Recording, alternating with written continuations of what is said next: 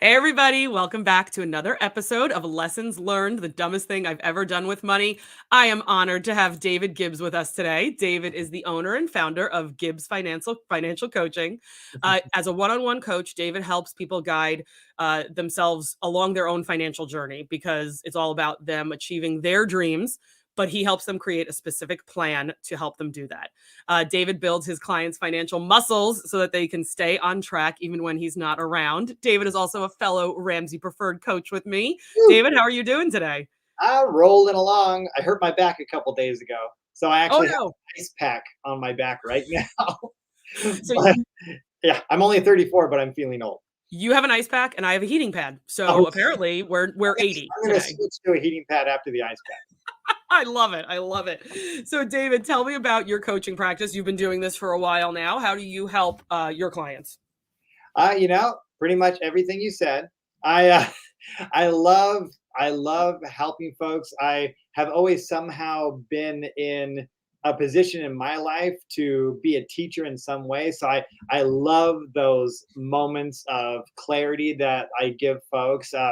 I've been a librarian previously. My degree is actually in criminal justice because in my whole life I've just wanted to help people, and it was finally with this coaching practice, I'm like, yes, this is really helping people. I mean, just about a year or so ago, I had a client who they're teetering on bankruptcy for the first 3 months of meeting with me.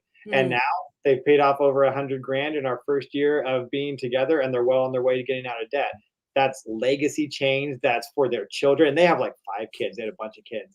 And I was like, yes, that's the kind of work I want to be doing. So it's an yeah. exciting thing. Yeah, those are the big stories. What are some of the smaller, like, mindset changes that you frequently see with your clients? Oh, I mean, just the biggest one is, oh, doing a budget this month. I have more money than I thought I did. And oh, there's all these things that I'm paying for that I didn't think I was paying for. That's always the first basic thing that people realize. Just having a budget feels a little bit by like having a raise. Yeah, definitely. What are my I so we are now in a subscription culture. I Oh, yeah. truly believe that. I think, I'm just gonna coin that phrase right now if nobody else has done it, but we are now a subscription culture because once we sign up for a subscription, right, the vendor or the person we're purchasing from knows that they have our business on a consistent basis. I mean, there's no better business model than that, right? What are Well, some of I the do that weirdest coaching That's what we practice. do, right? Yeah. What are some of the weirdest subscriptions you've seen? Because I've seen some weird ones recently. Oh, um, I don't recall seeing anything that really jumps out. What I see a lot though is people don't even realize. Like I just had a person I was talking to yesterday had a consultation, and she was just saying, I just figured out how to even look at my Apple subscriptions today, and she was like, there's just a list. And Yes. so it's just these little things that all of a sudden you have a list and you don't even realize it's happening because it's a dollar here, a dollar there, $1.50 for this app, a dollar for who knows how many apps they have where they're playing Candy Crush and keep getting better candy. But yeah, but people, have a hard time because it's somehow when they're not using the budget, when it's just in their phone somewhere, they don't see it. They don't realize Right, that. And right. I love it. I always quote with my clients Mulan from 1998, not the live new one, that the king says in that movie, a single grain of rice can tip the scale between victory and defeat. So I always tell my clients, yeah, it's a dollar here, a dollar there, but all of a sudden it's 25 bucks. All of a sudden, that's 500 over the course of the year when those things add up. Right, right. Um, Apple, I have an Apple iPhone. They Yeah. make it specifically difficult to go in and find where those subscriptions are. Oh, yeah. And, And that's I what, would yeah. I have worked with clients where I'm like, "Hold on, let me grab my phone. Okay, go to settings, go to the," and I have to, like, reteach myself while I'm sitting there with them, "This is how you go look at your subscriptions," and I will agree with you. I had one woman I was coaching when I was still in California. Her face just dropped. She had no idea. She goes, "Oh my gosh, I'm still paying for 3 dating apps. I haven't gone on a date in 2 years." She's like, "I've been too busy. I don't even care about it." She's like, Suzanne, I've been paying for these for 2 years and I She haven't used them." And she goes in finally and has like 50 message from Juan Fuego from India saying, "Come and be my wife. I will give you millions." Oh my gosh, she logged in. She said that she almost got when she wa because part of her homework that week, right, was to go in and cancel those I think that was her only homework that week. I was like, "Okay, go in and cancel all of those things. If you find something you use," like she was using like a white noise app. Okay, fine. If that's something you're using every single night, then and it's 99 cents a month, then we will figure that out in the budget, right? But she started going in and she had to log in to cancel these. She had like 100 messages and she started reading them and she was like, "Nope, I'm canceling this right now. I'm not reading." And it's amazing. All that has become so challenging and so prevalent. Now you have Truebill and the onset of these things to help you handle all those subscriptions that you don't know you have. David, you and I would be millionaires had we just come up with that together like 3 years ago, right? Oh, okay. But I don't know. I don't feel like I need that. I just because in my mind, I use a budget every month, and I'm looking at my bank account. Right? So that dollar, what's that dollar? I'm gonna go find out what that is. Yeah, And that's definitely the biggest benefit that I tell people about, full disclosure, I use every dollar in my household, which yeah, is Dave Ramsey's budgeting software, but that's me like too. that's a huge benefit because all of a sudden it's forcing you to look at the little orange circle with the transactions in it and you're like, "What is this $1.99?" Yeah, Like, my husband accidentally got, like, double charged for, like, I don't know, he was switching from Apple Music to Amazon Music or whatever it was. He was so angry. He's like, "I canceled this," but he saw it come up on the app, and that's how he knew he had gotten charged for an extra month even though he had canceled. So, that $7.99, that can slip through the cracks pretty quickly. yep, and it adds up. Yeah. Definitely. And So, speaking of, making mistakes with money, David, I created this show to help people realize we all make financial mistakes, and hopefully whoever's watching can learn from our experience. So, David, what is the dumbest thing you've ever done with money? so this is a good story. I started to read it and I stopped. Years ago, a long time ago, in a galaxy far, far not. I before I got married, and actually right before I met my wife, which it was interesting that it happened right before we met, and I'll tell you that later. But I had, I was single. I didn't have, all the money in the world, but I had a good chunk of change saved up, and I was going on the right path, and I had learned about Ramsey for the very first time at that point. And but in my mind, in my heart, it just wasn't fast enough. Mm, I wasn't the wealth builder that I was dreaming of already. And I'm like, I don't know. Now thinking back, I don't know why I was being so hard on myself. And it could have been greed. It could have been just I really think it comes to like a greedy, selfish, possibly, not being okay with it taking time to get where I need to go. Wanted a little mhm, get rich quick thing. So I was looking online. Oh, we know that all good things can be found online, totally. and I found some secret shopper things to go and make some extra money. And oh yeah, if I do this, I'll make extra money. And and the naiveness. I ended up falling into a scam where I lost $5,000. And because I thought it was a secret shopper thing, I went out with my best friend, and I blame him to this day because he didn't say anything. He didn't say, "David, this doesn't seem like a good idea." And but yeah, I totally fell for it, and I ended up doing some stupid wiring some money so that I can get some money, which doesn't make any sense at all. But in my youth, I thought it made sense, and yeah, lost $5,000. Oh, man. Okay, so I've gotta pause on and ask about the best friend. Yeah, Once we realized what had happened, yeah. what did Which the I best friend realized. say? Oh, he's all like, "Oh yeah, I thought this wasn't going to be a good idea." And I realized it 2 seconds after it already happened. So I called my bank. I tried to stop it from happening. They couldn't do anything. It was already Oh gone. gosh. And So, what was kind of like give me one thing that made you feel uneasy about it that you can remember? I just got a bad feeling. It Mm, was just this doesn't seem right. And too late after I'd already done Oh, man. I it. And know, and how many times have we talked to clients who, uh, got a bad feeling about something, right? And now they're calling us after the fact. yeah. Yeah, sometimes we just have to listen to, well, whatever you wanna call it. If you wanna call it the Holy Spirit, if you wanna call it your gut instinct, if you wanna call it whatever you wanna call it, your conscience, whatever you'd like to refer to it as. Yeah. Yeah, had you just listened to that gut instinct, we might have saved 5,000 bucks, huh? Yeah. And I would have been much better off. But it was good for me in the long run. But my wife and I literally had our first date only like a Yeah. couple weeks after that had happened to me. And we had a okay first date. I had a little bit of money, but I literally had to tell her, I gotta tell you, I just lost all this money. And it's gonna be a little romantic for a while, and that means cheap because I'm gonna have to think of some stuff, because all my money was taken from me. And but I really go back to, the core feelings of, instead of just working, instead of just, thinking of other, I mean, there's tons of legitimate ways you can be making money. I was looking for, what can make me rich now? I don't want to do this.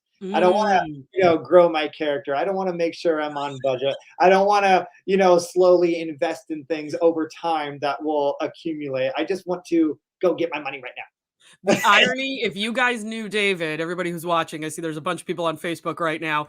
If you guys knew David personally, the irony of him saying, "I didn't wanna build my character," is not lost on me because David is a very stand-up guy.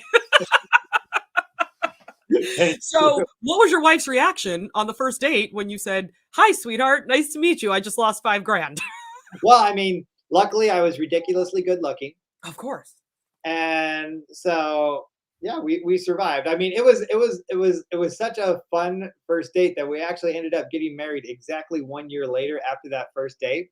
But because it was one of the most upfront, truthful first dates ever. So for dating, advice for everybody, it's not about your money. It's not about what you do with them.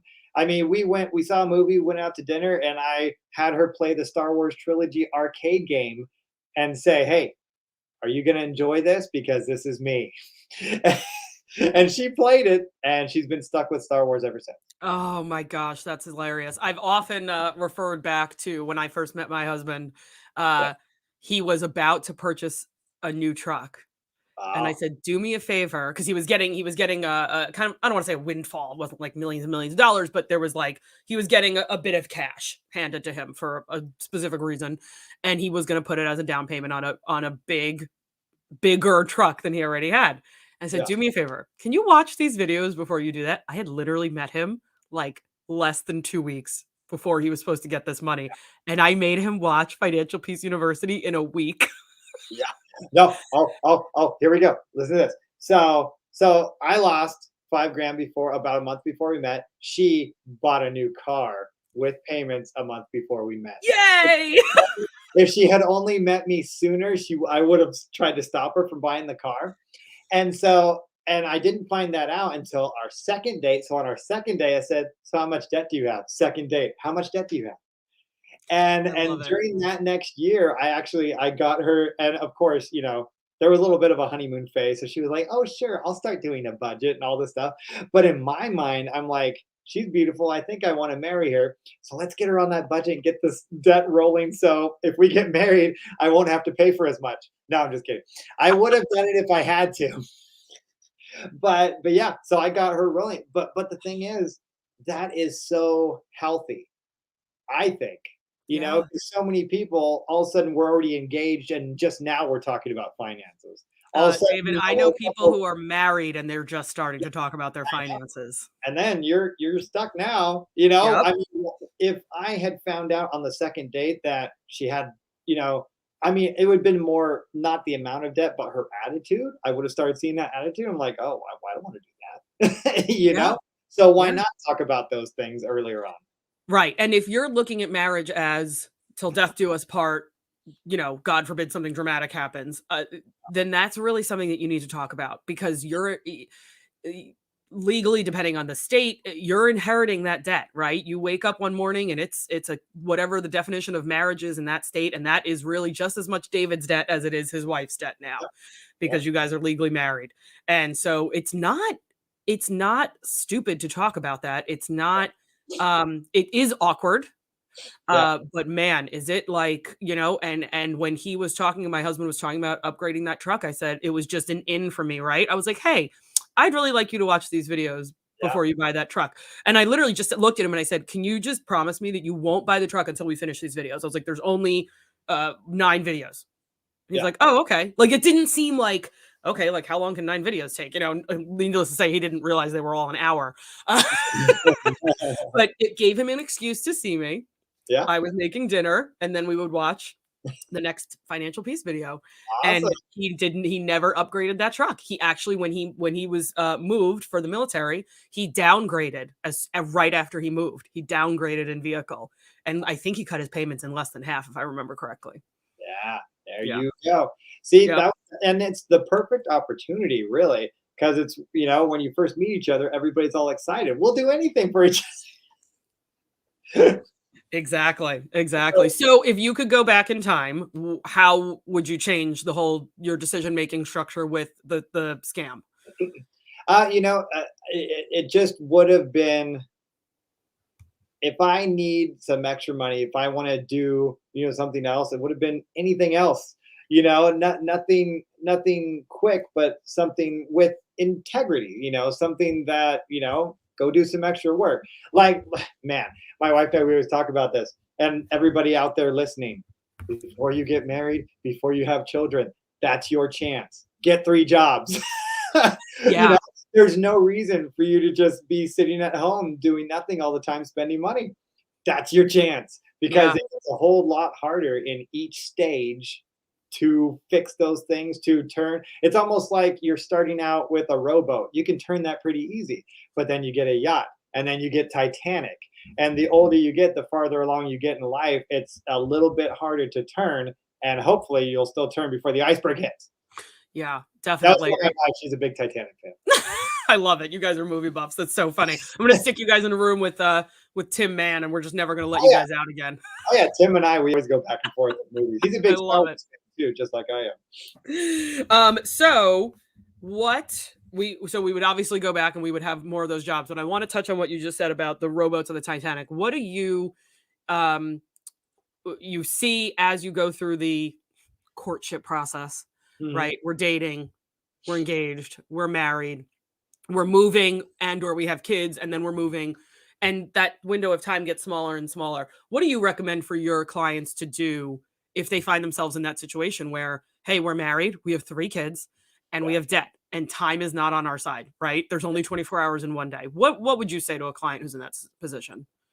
Well, and I'm sure you do the same thing. It all starts with your reason why, and then it starts with your goals and a time limit. Especially in that situation, you know, of course, like Dave always says, going to work will solve your problems, right? But the thing is, you kind of have to do a little bit more balancing and maintenance, and Mm, what I always say is we need to get the entire family involved. We need to get the kids excited to say no to themselves, and that's where it's a huge opportunity for the kids to learn along with the parents and grow along with the parents, so that when we have that thermometer in the living room that we've been coloring in, everybody's excited. And I mean, I've heard so many stories of kids like, okay, let's cut down Christmas because I'm excited, we're on a mission together as a family. It's not just right. we have our little renters over here being angry because we're saying no. No, we're going to teach you something, and we're all going in this direction because we want our family to do this. And then Oh, of course, there's only so much you can do, only so much time you have, so you have to have the balance of fire and contentment being friends. I mean, it could mean that, okay, we're going to go hard for 3 to 6 months. We're going to work mm, hard and do this. And then we're going to take a break for 3 months. And then we're going to attack again. Just it's just something that you have to make sure that everybody in the family is okay, feeling loved and on board, you know? definitely. And that's something that you don't have to do when you're single, and you can just kill yourself and be tired on the weekend. But when Right. you have a family, you can't just, okay, kids, I'll see you in 6 months. You Right. know? Yeah. Definitely. And even with we're really lucky in this day and age that we have the gig economy, right? That now people can pick up a job for a handful of hours and then be home at night and then switch off possibly with the other parent or switch off with a babysitter or a family member or whatever the situation is. Yeah, And we're really lucky to have that. Whereas, 20, 30 years ago, it was a full-time job and a part-time job, and you yeah, didn't make those hours. yeah, So we have the flexibility today to really impact our bottom lines more than we did before. yeah. And I know families, they're doing, grocery and DoorDash and all that stuff, and they bring their kids with them. Yeah, And that's still a great example because they're seeing this is what we need to do to create the life that we want. exactly. And going back to the reason why, thinking in high definition, what do we want our life to look like? And bringing the kids in. What do we want? What do you want our lives to look like? So that we can help you with college, so that we can do this, we can do that. Write it down, do it together as a family, make some vision boards. I mean, my wife and I, we got to go to Disney World for the first time last year. And 4 years before that, guess what was on my computer? My background was the Disney World castle because I want to do that. We're Right. thinking about that. We're working towards it.